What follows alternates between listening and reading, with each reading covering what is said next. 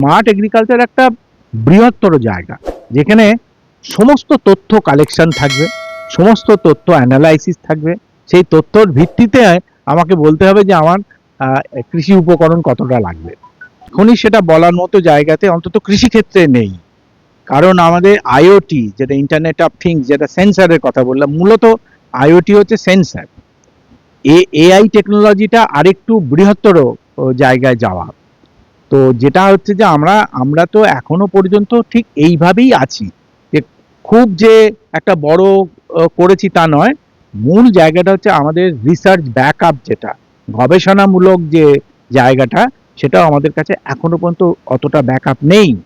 আমরা যে যে কথাগুলো বলছি এবং যে বইতেও যা লেখা আছে, বেশিরভাগটা কিন্তু আমি বিদেশে গিয়ে দেখেছি, কিংবা বিদেশের অনেক কাজ হয়েছে সে তার পরিপ্রেক্ষিতে লেখা।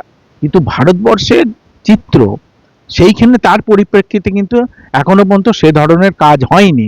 যেমন আমার বিশ্ববিদ্যালয়ে আমি যখন ডিন ছিলাম, তখন আমরা একটা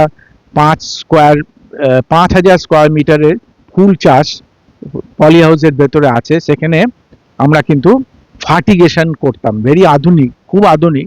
ফার্টিগেশন মানে হচ্ছে জলের সঙ্গেই ফার্টিলাইজারটা দিয়ে দেওয়া, তার জন্য আলাদা কম্পিউটারাইজ টেকনোলজি, সেটা আমরা করেছি, সেটা এখনো পর্যন্ত আছে। কিন্তু সেইটা কৃষক যে করতে পারছেন এখনো পর্যন্ত ভারতবর্ষে কি পশ্চিমবঙ্গের কৃষকদের সেই ধরনের ক্যাপিটাল এখনো পর্যন্ত তারা তৈরি করতে পারেননি।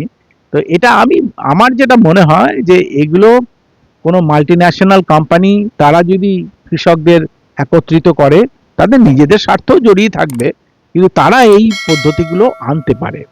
আমার যদি আসে, অনেক কৃষক তো করছে ড্রিপ ইরিগেশন বা স্প্রিংলার ঠিক মাধ্যমে ঠিক তারা ফার্টিলাইজার দিচ্ছে, ড্রিপেই দিচ্ছে। ড্রিপ দেওয়াটা এটাও কিন্তু অত্যন্ত অত্যন্ত আধুনিক।